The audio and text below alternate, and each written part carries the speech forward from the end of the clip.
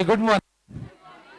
C today we are going to start with service tax, जो कि अपना अलग से अपन पूरा एक स्लॉट देख रहे हैं, that is maximum for 5 days from here. Service tax में सबसे पहली चीज एग्जीक्यूटिव के लिए अगर मैं बात करूं तो एग्जीक्यूटिव पोर्शन में 15 मार्क का सर्विस टैक्स आएगा ही आएगा। एंड प्रोफेशनल लेवल पर अगर मैं बात करूं तो प्रोफेशनल में 10 मार्क का मिनिमम सर्विस टैक्स आएगा ही आएगा। ये चीज ध्यान रखिएगा कि आपके लिए 15 मार्क की इंपॉर्टेंस अभी एग्जीक्यूटिव में रख रहा है, और प्रोफेशनल वाले जितने हैं उनके लिए 10 मार्क की वक्त है, और ये 110% पेपर में आएगा। ठीक है, मतलब अगले 4 से 5 दिन के अंदर तुम लोग ये मान के चलो कि 15 मार्क अपन डिसाइड करने वाले हैं, ये श्योर है। अब ये चीज प्रोफेशनल में कितनी आएगी, एग्जीक्यूटिव में कितनी आएगी, वो भी मैं थोड़ा सा तुमको हिंट दे देता हूं। प्रोफेशनल में जितना अपन अभी पढ़ेंगे उससे 2 लेक्चर्स एक्स्ट्रा रहते हैं, क्योंकि प्रोफेशनल में अलग से प्रैक्टिकल क्वेश्चंस भी आते हैं। But when it comes to executive part, executive में प्रैक्टिकल है, बट वो एक्सपर्टीज लेवल वाले प्रैक्टिकल्स नहीं है, नॉर्मल लेवल वाले प्रैक्टिकल्स हैं। तो ये चीज ध्यान रखना कि एग्जीक्यूटिव पोर्शन में अपने 5 दिन का लेक्चर चलेगा, will be taking 2 hours extra specifically for professional. Okay, तो ये 2 चीजें जो अपने को यहां पर ध्यान से देखनी थी। सबसे पहली चीज, जब मैं सर्विस टैक्स की बात करूं तो सर्विस टैक्स आया कब? नॉर्मली हर टैक्स का अपना एक क्या होता है, एक्ट होता है। जैसे इनकम टैक्स की बात करूं तो इनकम टैक्स एक्ट 1961, ठीक है। कस्टम्स की बात करूं तो कस्टम्स एक्ट 1962, ठीक है। उसके बाद अगर अपन सर्विस टैक्स की बात करें तो सर्विस टैक्स का जो एक्ट आया वो आया 1994 में, but as such there is no act. हर साल के बजट में जैसे आता है, बजट को बोलते हैं अपन फाइनेंस एक्ट, तो फाइनेंस एक्ट 1994 में एक अलग से सेक्शन जोड़ दिया गया और बोला गया कि अब सर्विसेज के ऊपर क्या लगेगा, सर्विस टैक्स लगेगा। तो ये कब आया, तो अपन ने समझा 1994 में आया। सेकेंड चीज, ये कौन सा टैक्स है? ये है इनडायरेक्ट टैक्स। टैक्सेस होते हैं 2 प्रकार के, डायरेक्ट, इनडायरेक्ट। डायरेक्ट टैक्स मतलब बर्डन मेरा, जमा भी मैं कराऊंगा। इनडायरेक्ट टैक्स मतलब बर्डन मेरा, जमा कोई और कराएगा। ठीक है, अपन ने पहले भी पढ़ा हुआ है, इसको पढ़ने का अपना दूसरा तरीका होता है। अगर आपने किसी को खींच के चाटा, हमारा दर्द उसी को हुआ, कौन सा टैक्स हुआ? ये डायरेक्ट टैक्स। अगर आपने किसी को खींच के चाटा, हमारा दर्द किसी और को हुआ, तो वो कौन सा हो जाता है? इनडायरेक्ट। तो ये कौन सा वाला है? अपन ने चाटा एक को, मारा, दर्द किसी और को हुआ।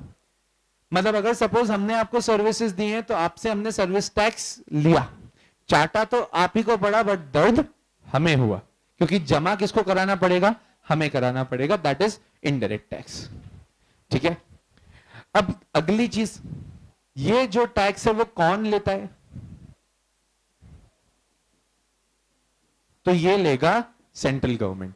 सेंट्रल गवर्नमेंट अगर कोई सा टैक्स लगा रही है तो बताओ कॉन्स्टिट्यूशन के कौन से वाली लिस्ट में आएगा? There are 3 list. First is union, second state and third concurrent. तो क्योंकि सेंट्रल गवर्नमेंट ले रही है तो वो कौन से इसमें आएगा? यूनियन में आएगा। ये चीज क्लियर है? इसमें कोई डाउट है क्या? पक्का? तो यूनियन लिस्ट में आपको बोला हुआ है कि सेंट्रल गवर्नमेंट सर्विसेज के ऊपर भी टैक्स ले सकती है। अब सर्विस टैक्स आप दे तो रहे हो, तो क्या इसकी एंट्री नंबर भी होगी? Yes, entry number 92C of list 1। क्या ये चीज याद करनी है? यस, इसीलिए पढ़ा रहा हूं। ठीक है, आया? नोट्स के साथ में आपको जो नोट्स मिले हैं उसके साथ में ये पॉइंट्स अलग से लिखते चलें। जैसे वैट में अपन ने पॉइंट्स टू रिमेंबर बनाया, वैसे ही इसमें इस तरह से पॉइंट्स बनाते चलो। 20 से 25, मैक्सिमम 30 पॉइंट के अंदर अंदर आपका पूरा सर्विस टैक्स कंप्लीट हो जाएगा, इस बात की मेरी गारंटी है। तो वो लास्ट डे जब तुम रिवीजन करने बैठोगे तुमको बहुत इजी रहेगा। ओके, तो सबसे पहले अपन ने देखा सर्विस टैक्स आया कब, तो अपन ने बोला finance act 1994, first point. Second, tax कौन सा लगेगा यहां पर? Indirect tax. थर्ड, कौन लेगा? Central government. सेंट्रल गवर्नमेंट के पावर कहां से आया? लिस्ट 1 से। लिस्ट 1 में कौन सी entry? 92C। Is it clear? आया समझ में? नेक्स्ट पॉइंट, सर्विस टैक्स के ऊपर कौन कौन से एक्ट्स एंड रूल्स गवर्न करते हैं? ये चीज तो हमें बहुत क्लियरली समझ आ गई कि फाइनेंस एक्ट 1994 में इसकी एंट्री हुई थी, इसमें तो कोई दो राय नहीं है, ये हमको समझ भी आ गया, पता भी है। फाइनेंस एक्ट 1994 में इसकी एंट्री हुई, ठीक है। ये चीज हमेशा ध्यान रखना, जब भी कोई नया एक्ट आता है उसी के साथ ही उनके कुछ अलग से रूल्स आते हैं। अब दिमाग में अपने एक चीज क्लियर होनी चाहिए कि is there any difference between act and rule? Yes, act will provide you provisions regarding what is to be done, rules will give you certain procedures how is to be done. मतलब income के ऊपर tax भरना है ये लिखा है income tax में, but कौन सा फॉर्म नंबर पे आपको कौन से चालान नंबर का पेमेंट करना है ये कहां लिखा है? रूल्स में। तो सर्विस टैक्स आया तो सर्विस टैक्स के साथ में भी क्या आए होंगे? रूल्स है। तो जैसे ही फाइनेंस एक्ट 1994 आया, उसी के साथ आ गए सर्विस टैक्स रूल्स 1994। यहां तक क्लियर आया समझ में? और सर्विस टैक्स में कुछ चीजों में बड़े बड़े अमेंडमेंट हुए हैं, तो जब बड़े बड़े अमेंडमेंट हुए, अब इनका कोई अलग से एक्ट तो है ही नहीं, ये तो फाइनेंस एक्ट में ही खेलते हैं। फाइनेंस एक्ट मतलब हर साल का बजट, तो हर साल के बजट में अगर सपोज सर्विस टैक्स में कुछ चेंज आता है तो हर साल के बजट में कहां आता है? चेंज आता है। तो अगला चेंज आया, इन्होंने लेके आए फाइनेंस एक्ट 2004 में। अब ये क्या आया? फाइनेंस एक्ट 2004 में एक बहुत ही बड़ा चेंज आया। वो बड़ा चेंज क्या था? सेनवैट का। अब सेनवैट का फुल फॉर्म क्या है? Central value added tax. अब सेंट्रल वैल्यू एडेड टैक्स आया तो इससे अपने को एक चीज समझ आ रही है कि वैट टैक्स होता है या concept? Exactly, it is a concept. तो सेनवैट भी टैक्स होगा या फिर कॉन्सेप्ट? It's a concept. और वैट का कॉन्सेप्ट हम पढ़ ही चुके हैं। वैट का कॉन्सेप्ट क्यों आया था? कास्केडिंग इफेक्ट के कारण। तो क्या सर्विस टैक्स में भी कास्केडिंग हो सकती थी? यस। कैसे होती थी वो बताता हूं।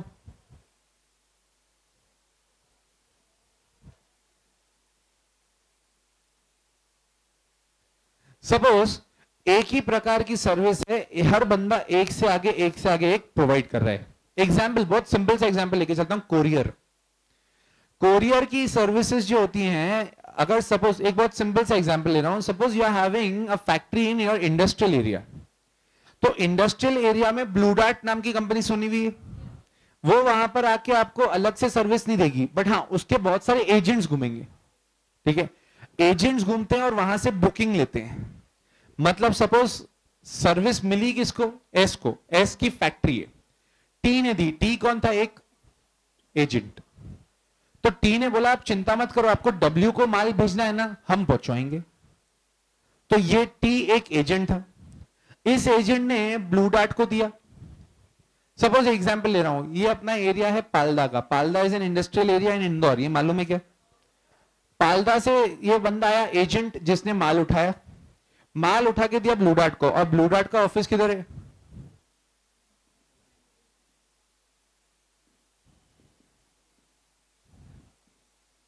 सिल्वर मॉल में नहीं है, सिल्वर मॉल के बाजू में। अब वो वाला माल यहां से यहां पर आया। अब ये बंदा जो बैठा है, suppose this person is sitting in Mumbai, तो अब मुंबई से ब्लू डार्ट का भी जो डिपो होगा उधर ही जाएगा। अब वहां से एक और एजेंट आएगा जो क्या करेगा? माल उठाएगा और माल उठा के इसको सर्विस दे देगा। पूरी कहानी में एक ही सर्विस है जो चलती जा रही है। इसने इसको सर्विस इससे ली, इसने इससे ली, इसने इससे ली, इसने इससे ली। तो यहां पर जब आप बिलिंग करोगे तो एक की सर्विस के ऊपर, दूसरे की सर्विस के ऊपर, तीसरे की सर्विस के ऊपर, सबके ऊपर क्या हो रहा था? Service to service cascading effect हो रहा था, ठीक है। तो कास्केडिंग इफेक्ट को हटाने के लिए सेनवैट के नॉर्म्स है। सेनवैट का मतलब होता है सेंट्रल वैल्यू एडेड टैक्स, जबकि वैट किस पे लगता है? स्टेट गवर्नमेंट या सेंट्रल? State government. तो स्टेट गवर्नमेंट के लिए तो आपने वैट नामक चीज बना दी, तो सेंट्रल गवर्नमेंट के लिए क्या बनाओगे? CENVAT, central value added tax. तो अब जितने भी एक्ट सेंट्रली गवर्न होते हैं, कौन कौन से हो गए टैक्स में? सर्विस टैक्स, एक्साइज, कस्टम्स, ये तीनों किससे कवर होंगे? सेनवैट से। और सेनवैट का गणित कब आया था? 2004 में। आया समझ में? क्लियर है? अच्छा एक बात बताओ, इंडिया में कोई सा भी टैक्स लगाना आसान है या फिर डिफिकल्ट है? It is very difficult. Why it is very difficult? Because India की जनता कितनी है? 125 करोड़ रिकॉर्डेड. ठीक है, unrecorded you don't know. Even still manufacturing process is going on every minute. ठीक है, अब ये जितनी भी प्रोसेस दिन दिन भर चल रही है, रात रात भर चल रही है, जो भी प्रोसेस चल रही है, ये फुल प्रोसेस के चक्कर में हमारी जनता बढ़ती जा रही है.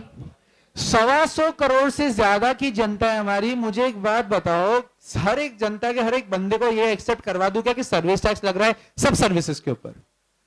वो बोलेगा नहीं यार, ये तो सरकारी बेकार है, इसको हर चीज में कुछ ना कुछ चाहिए. पहले ही हम इस बात से दुखी होते हैं कि सरकार हमसे बहुत ज्यादा पैसा लेती है, तो इस बात से भी बंदा दुखी होता ही है. तो इन्होंने क्या किया था, जब 1994 में सर्विस टैक्स लेके आए, इन्होंने कुछ ही सर्विसेज के ऊपर क्या लगाया? Service tax. इनफैक्ट जब मैं पढ़ रहा था, जब तक, मैं बाबा आलम जमाने की बात नहीं कर रहा हूं, 2010 11 12 की बात कर रहा हूं, तब तक सिर्फ 29 सर्विसेज थी जिसके ऊपर सर्विस टैक्स लग रहा था. तब एक नया कॉन्सेप्ट आया ही था जिसको हम बोलते हैं नेगेटिव लिस्ट. नेगेटिव लिस्ट का जो कॉन्सेप्ट था, वो कॉन्सेप्ट क्या था कि इन्होंने बोला, पहले क्या बोला था, ये वाली सर्विसेज हैं सिर्फ इन्हीं के ऊपर सर्विस टैक्स लगेगा. नेगेटिव लिस्ट ले, अब बोलते हैं ये वाली सर्विसेज है सिर्फ इन पे नहीं लगेगा, बाकी सब पे लगेगा. तो नेगेटिव लिस्ट का कॉन्सेप्ट आया. ये कॉन्सेप्ट जब आया था, दैट वाज 2007, तो एक बहुत बड़ा अमेंडमेंट था. तो सर्विस टैक्स के ऊपर फाइनेंस एक्ट 2007 के नॉर्म्स भी लगते हैं, क्योंकि नेगेटिव लिस्ट का कॉन्सेप्ट यहां से चालू हुआ. आया? ठीक है. फिर जीवन में और चेंज हुए. चेंज होने के बाद में एक चेंज बहुत ये आया कि जितनी भी सर्विसेज है आज की तारीख में सब ई बेसिस पे हो गई. ई सर्विसेज.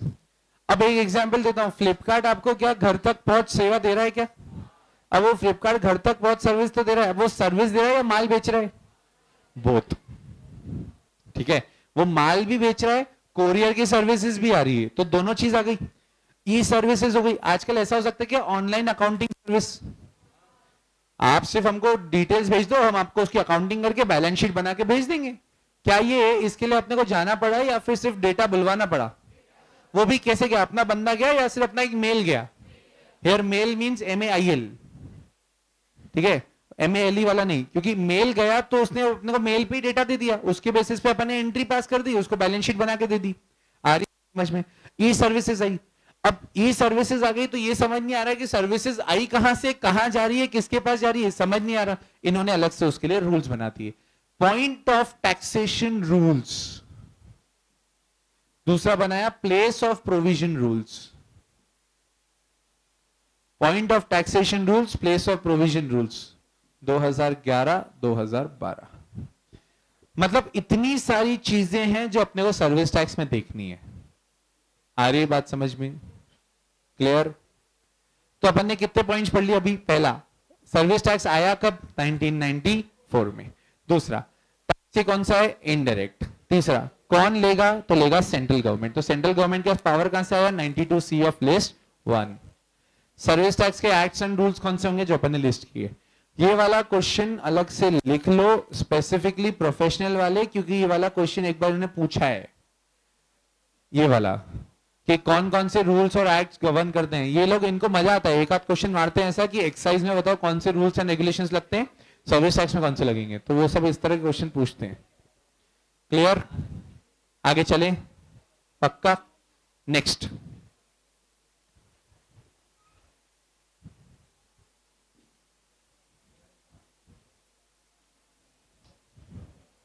चार पॉइंट हो गए हमारे. Next point is fifth.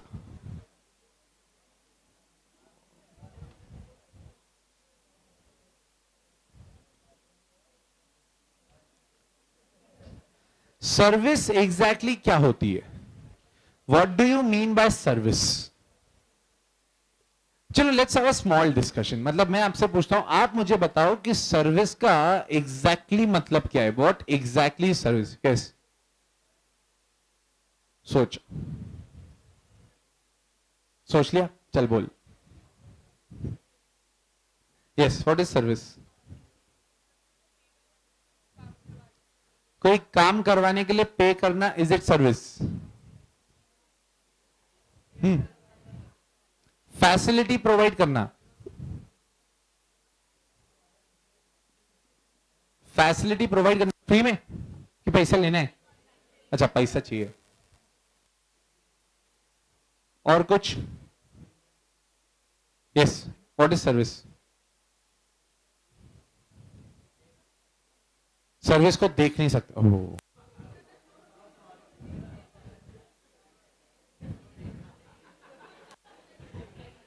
आगे क्या लिखो, बुरा मत देखो। Yes, what is service? Sorry, facility provide करना। Is only facility service?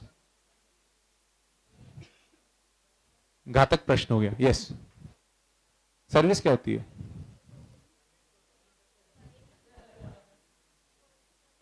कुछ वर्क करना।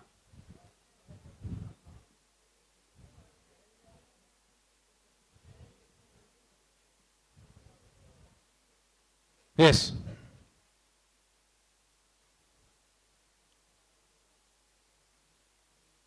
सर्विस की तो डेफिनेशन पूछ रहा हूं, फोटोसिंथेसिस थोड़ी पूछा, तो कितना टाइम लग रहा है? यस, अच्छा, अपनी स्किल्स। यस, स्किल्स भी होनी चाहिए। स्किल से हेल्प कर, तो पैसे नहीं मिले तो भी चलेगा, it is still service. Yes, पैसे चाहिए तो फिर क्या? भाटा हेल्प। ये हेल्प कहां से हुआ? अगर हेल्प किया, प्लीज। कौन सी यूजर्स? हो, इंग्लिश। पोटेंशियल यूजर्स के लिए क्या? के लिए फैसिलिटी। तो पोटेंशियल मींस मतलब जिसको अपन टारगेट कर रहे हैं, राइट? जिनको जरूरत है। तो बेफालतू की अगर तुमने सर्विस लिए, अच्छा, do you go restaurant to have food? देखो, जरूरत है वो वाली सर्विस की। Yes, giving of services for, वही तो पूछ रहा हूं, what is service? Any activity, very good. Any activity will be considered as service, क्योंकि उन्होंने नोट्स खोले और पढ़ भी लिया। पहले तूने अच्छा पॉइंट लिया, फिर उसके बाद उसने और शाणापंती करी, उसने पूरा एग्जैक्ट ही बता दिया। जैसे हमने तो अभी सीए भी नहीं किया हुआ, ऐसे ही बैठे हुए, हमको को पता थोड़ी चीटिंग कैसे होती है। Any activity will be considered as service. कोई हेल्प वेल्प कुछ की किसी भी चीज की जरूरत नहीं होती है। यहां पर सर्विस का मतलब ही है एनी एक्टिविटी। ठीक है? हेल्प नहीं करनी है। हेल्प ये अच्छी चीज है, मैं तुम्हारी हेल्प कर रही हूं, 10 लाख रुपए चाहिए, ये काहे की हेल्प हुई फिर? Any activity provided by service provider to service receiver for a consideration is considered as service. आगे इन्होंने एक और पॉइंट लिखा, includes declared service, includes declared service। इससे एक चीज समझ आ रही है कि अपने को क्या क्या टर्म समझनी पड़ेगी इसमें। सबसे पहले इन्होंने बोला एनी एक्टिविटी, तो एनी एक्टिविटी मतलब कोई भी एक्टिविटी, किसी भी तरह की सर्विस, कोई भी चीज करो आप सामने वाले के लिए, but it should be for a consideration. इससे एक चीज समझ आनी चाहिए तुमको, फ्री सर्विस के ऊपर सर्विस टैक्स नहीं लगेगा।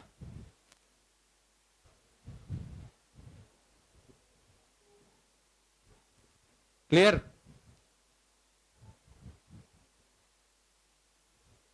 इन्होंने डेफिनेशन में एक और पॉइंट डाला हुआ है, this should be there in taxable territory.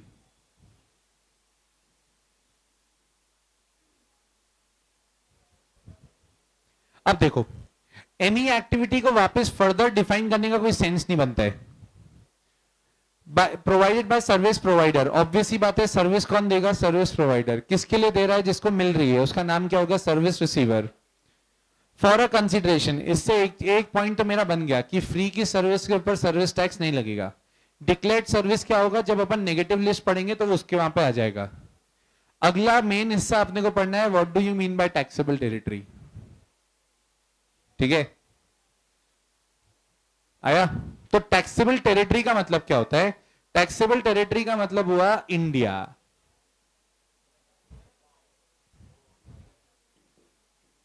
Excluding Jammu Kashmir. मतलब क्या जम्मू कश्मीर में सर्विस टैक्स लगेगा? Answer is no, Jammu Kashmir में सर्विस टैक्स नहीं लगेगा। दैट मींस जम्मू कश्मीर वाले के ऊपर नहीं लगेगा, या जम्मू कश्मीर में जो सर्विसेज दी हैं उस पर नहीं लगेगा? जम्मू कश्मीर में जो सर्विसेज दी हैं उन पे नहीं लगेगा, जम्मू कश्मीर वाले पे लगेगा। कैसे, मैं बताता हूं। सिंपल सा एग्जांपल लेते हैं अपन। अगर आपने कोई भी सर्विसेज जम्मू कश्मीर में दी हैं, सर्विस टैक्स नहीं लगेगा। जम्मू कश्मीर वाला हो सकता है क्या कि अपार्ट फ्रॉम जम्मू कश्मीर अपने से कोई सर्विसेज ले, यस, बट अगर अपन ने जम्मू कश्मीर में सर्विसेज दी है वो यहां पर टैक्सेबल नहीं होगा। क्लियर? एग्जाम्पल लेता हूं, बताओ पार्लियामेंट पे अटैक किसने किया था? हाफिज सईद? नो, अफजल गुरु। यस, अफजल गुरु ने, हाफिज सईद ने 26/11 किया था। ठीक है, अफजल गुरु ने सर्विसेज प्रोवाइड करी। अफजल गुरु कहां का था? वेरी गुड, जम्मू कश्मीर, जम्मू कश्मीर का था। जम्मू कश्मीर के बंदे ने ब्लास्ट करने की सर्विसेज प्रोवाइड करी। कहां पे, कहां पे ब्लास्ट किया था उसने? पार्लियामेंट में। पार्लियामेंट कहां आता है? दिल्ली। क्या दिल्ली इंडिया का पार्ट है? That is excluding Jammu Kashmir.